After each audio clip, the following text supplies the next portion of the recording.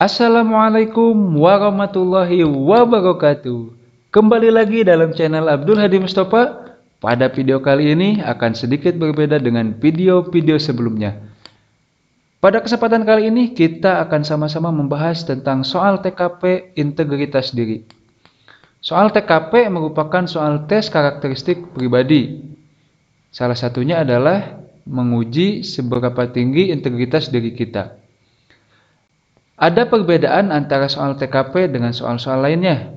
Dalam soal TKP, tidak ada jawaban benar atau salah. Setiap pilihan jawaban memiliki bobot. Artinya, ada jawaban yang memiliki bobot paling kecil dan juga paling tinggi. Bagaimana caranya kita untuk mendapatkan skor ideal atau jawaban yang paling tepat? Jadi nanti akan ada opsi-opsi jawaban yang memiliki skor yang berbeda, mulai dari 1, 2, 3, 4, sampai 5. Bagaimana caranya agar kita dapat memilih soal yang tepat dengan skor terbesar? Kita lihat tips and triknya. Sebelum itu, jangan lupa like, share, komen, dan subscribe. Serta nyalakan tombol lonceng notifikasinya agar kawan-kawan semua tidak ketinggalan video-video selanjutnya.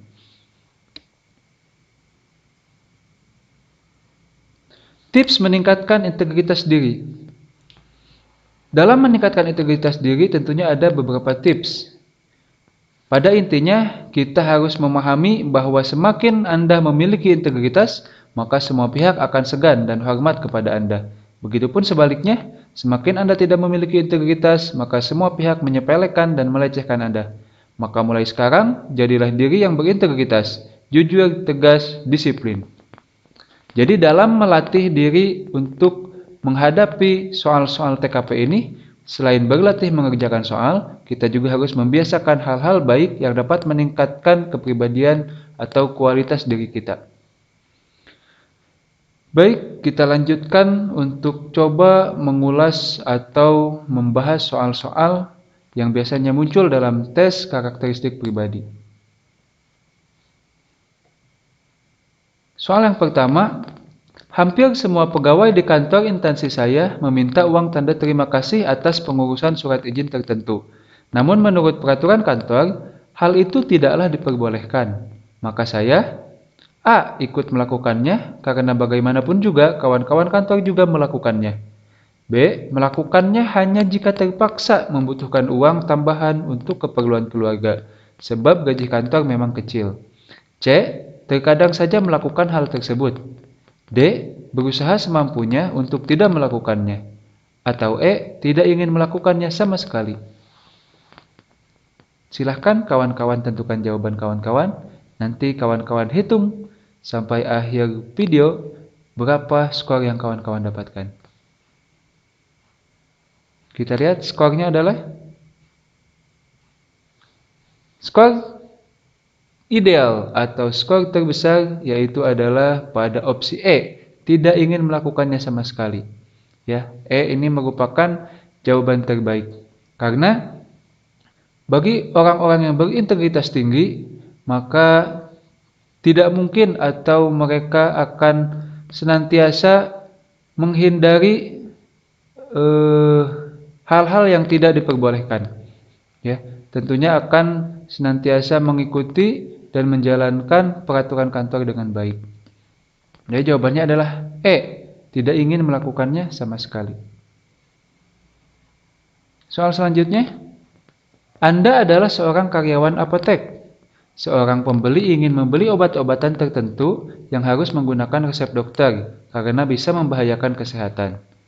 Dia tidak mempunyai resep itu, namun pembeli tersebut memaksa ingin membelinya. Dan dia memberikan sejumlah uang kepada Anda agar mau memberikan obat tersebut. Apa yang Anda lakukan? A. Saya memberikan obat tersebut kepadanya, toh tak ada yang tahu. B. Saya ragu-ragu keputusan apa yang saya ambil. C. Saya berkonsultasi kepada rekan sejawat dulu. D. Saya menolaknya dengan mantap. E. Saya menerima uang tersebut dan memberikan obatnya. Manakah jawaban yang tepat? Jawaban yang paling tepat adalah D. Saya menolaknya dengan mantap. Soal selanjutnya, atasan Anda melakukan rekayasa laporan keuangan kantor. Maka Anda A. Dalam hati tidak menyetujui hal tersebut. B. Hal tersebut sering terjadi di kantor manapun. C. Mengingatkan dan melaporkan kepada yang berwenang. D. Tidak ingin terlibat dalam proses rekayasa tersebut. Atau E. Hal semacam itu memang sudah menjadi tradisi yang tidak baik di Indonesia.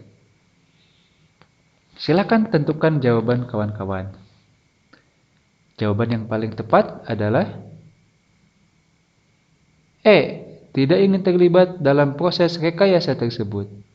Apakah kawan-kawan memilih jawaban yang paling tepat? Jadi jawabannya adalah D. Tidak ingin terlibat dalam proses rekayasa tersebut. Sebelum kita lanjut, jangan lupa tekan tombol subscribe agar kawan-kawan bisa memberikan support dengan sepenuhnya sehingga saya bisa lebih semangat lagi membuat konten-konten yang bermanfaat seperti ini.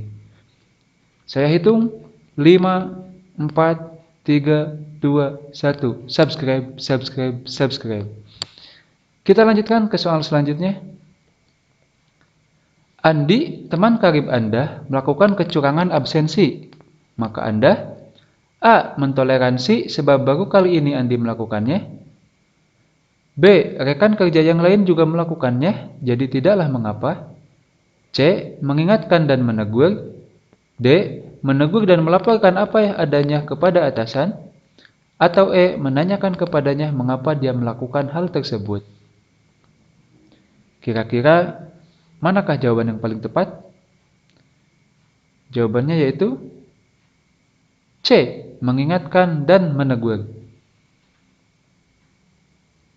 Soal selanjutnya, saya ditugaskan pimpinan untuk menjadi notulen dalam rapat Badan Pertimbangan Jabatan dan Kepangkatan. Respon saya adalah A. Berusaha menghindari rekan yang membujuk untuk mengetahui hasil keputusan rapat. B. Dengan bangga saya akan menceritakan kepada rekan sejawat saya hasil keputusan rapat. C. Memberitahukan anggota keluarga tentang hasil keputusan rapat.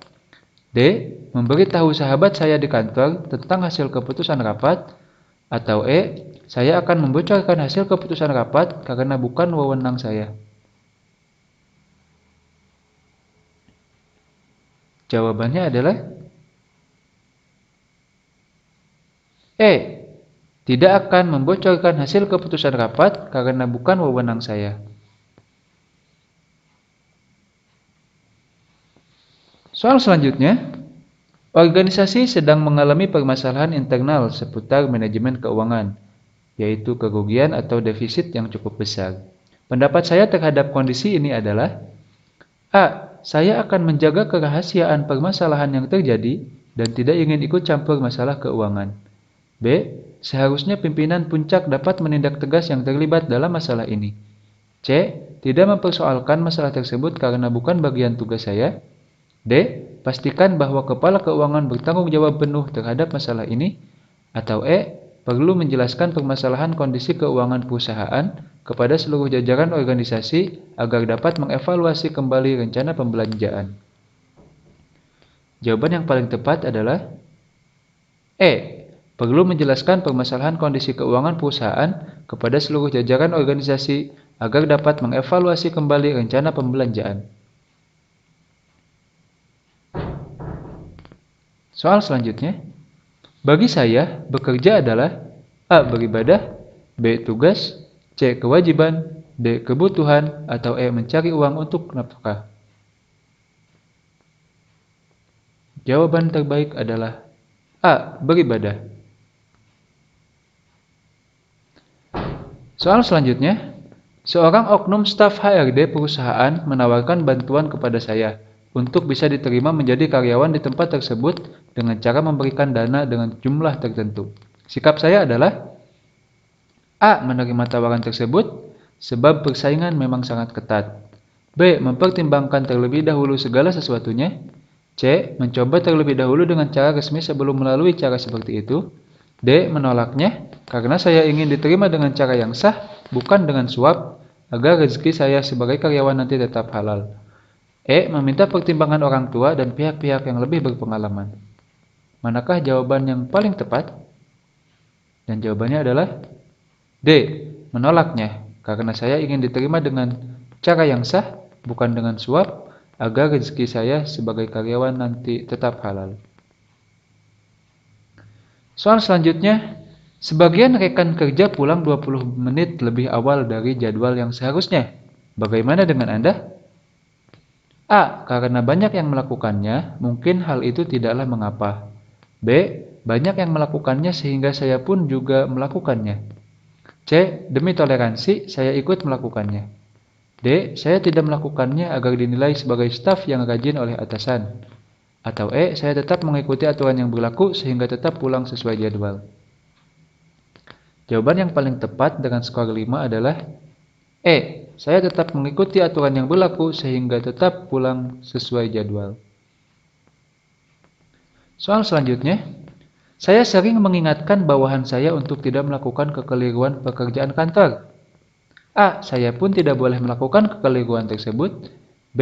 Karena saya atasannya, peraturan tersebut tidak berlaku bagi saya sendiri. C. Saya sesekali melakukan kekeliruan tersebut. D. Peraturan tersebut khusus untuk pegawai setingkat dia. E. Lebih baik saya tidak melakukan kekeliruan tersebut. Jawaban yang paling tepat dengan skor 5 adalah A. Saya pun tidak boleh melakukan kekeliruan tersebut. Soal selanjutnya, ketika di kantor, saya tiba-tiba ingin memprint 3 lembar data-data pribadi yang tidak ada hubungannya dengan pekerjaan. A. Maka saya langsung saja memprint di kantor. B. Saya memprint di kantor namun dengan memakai kertas saya sendiri. C. Saya memprint di kantor namun menunggu setelah jam kerja selesai. D. Saya memprint di rumah saja memakai printer sendiri. E. Saya memprint di kantor pada saat printer tidak dipakai. Jawaban yang paling tepat adalah D. Saya memprint di rumah saja memakai printer sendiri. Soal selanjutnya, ketika banyak pegawai di kantor saya tidak mematuhi peraturan tentang larangan penggunaan fasilitas internet kantor untuk keperluan pribadi, pendapat saya, A. Saya pun tidak akan mematuhi peraturan yang sangat sulit untuk dipatuhi itu. B. Jika hanya saya yang mematuhi peraturan tersebut, maka percuma saja. C. Saya akan terus mematuhi peraturan tersebut meskipun sebagian besar melanggarnya. D. Saya mematuhi peraturan tersebut dan berusaha mengajak pegawai lain untuk turut mematuhinya. E. Sebaiknya peraturan yang sulit seperti itu harus dirubah. Jawaban yang tepat adalah D. Saya mematuhi peraturan tersebut dan berusaha mengajak pegawai lain untuk turut mematuhinya. Demikianlah contoh-contoh soal tes karakteristik pribadi tentang integritas diri. Selain berlatih mengerjakan soal-soal seperti ini, kawan-kawan juga harus berlatih meningkatkan integritas diri kawan-kawan untuk meningkatkan kualitas atau karakteristik pribadi kawan-kawan. Semoga cita-cita kawan-kawan menjadi apapun itu dapat kawan-kawan capai. Jangan lupa terus berlatih, tetap semangat, dan juga like, share, komen, dan subscribe. Saya Abdul Hadi Mustafa. Terima kasih atas perhatiannya. Assalamualaikum warahmatullahi wabarakatuh.